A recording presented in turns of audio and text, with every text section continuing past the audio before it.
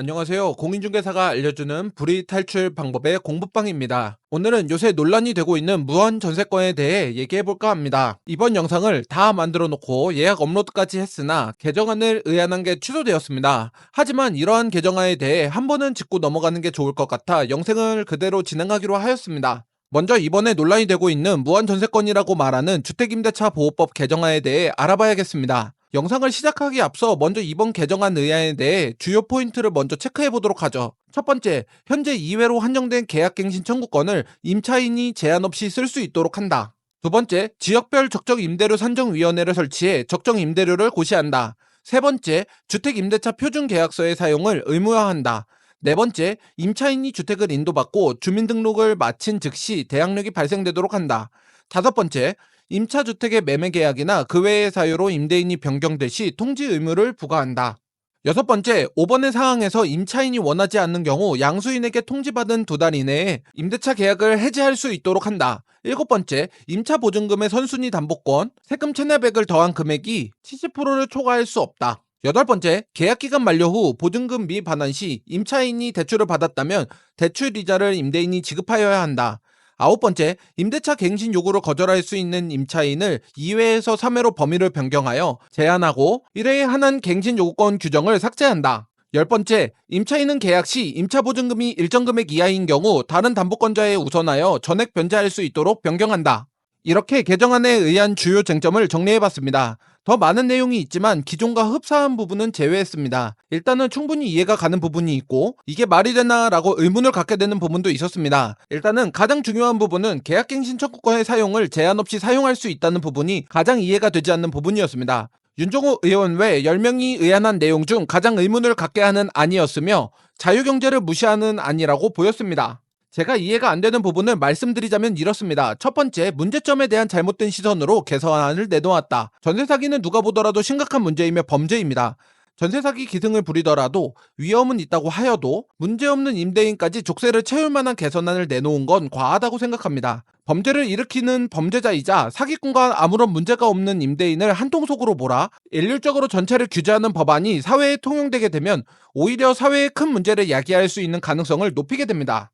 그렇기에 문제없는 임대인에게도 너도 잠재적인 범죄자야 라는 시선보다는 문제가 있는지 없는지를 정확하게 체크해서 임차인이 불안에 떨지 않고 안심하고 계약할 수 있고 퇴거까지 안전하게 보호할 수 있는 법안을 찾아야 한다고 생각합니다. 두 번째, 어째서 국민의 혈세인 세금을 이리 쉽게 생각하는지에 대해서입니다. 지역별 적정 임대료 산정위원회를 둔다? 솔직히 말하면 시장 이치와 맞지 않는다고 생각합니다. 지금도 적정, 기준 가격은 KB부동산, 호갱노노, 직방, 네이버 부동산 등 여러 사이트나 앱에서 확인이 가능한데 굳이 돈을 들여서 적정 임대료를 찾는다?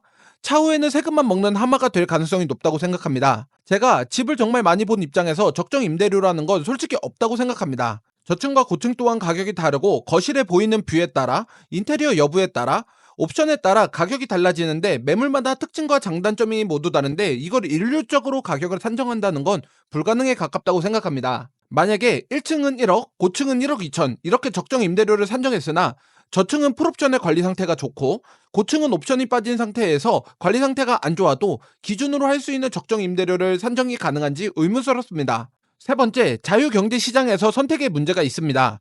지금 보시는 이 말이 어떻게 느껴지실지는 모르겠지만 어쩔 수 없이 대한민국은 자본주의입니다. 그렇기에 비싼지, 싼지, 위험한지, 안전한지에 대해서는 본인의 선택이 가장 중요합니다.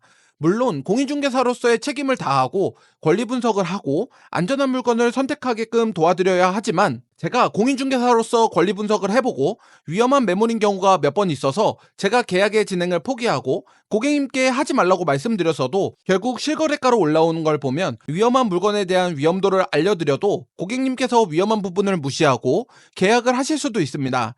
비싸다고 옆에서 언급하고 뜯어 말려도 하겠다는 사람을 말릴 수는 없습니다. 개인의 선택을 막을 수도 없고 그럴 권한도 없는 게 당연하다라고 느꼈습니다.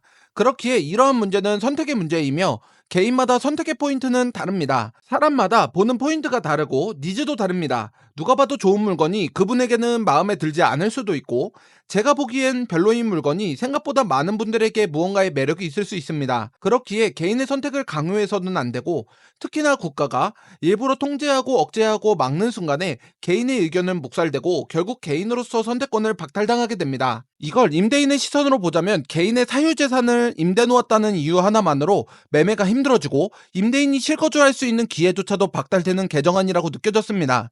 물론 이러한 이유 말고도 여러 가지 이유가 있겠으나 제가 생각하는 가장 문제점인 부분을 얘기해봤습니다. 전세 사기는 다시 말씀드리지만 사람의 목숨을 가지고 노는 정말 최악의 범죄이자 악질입니다.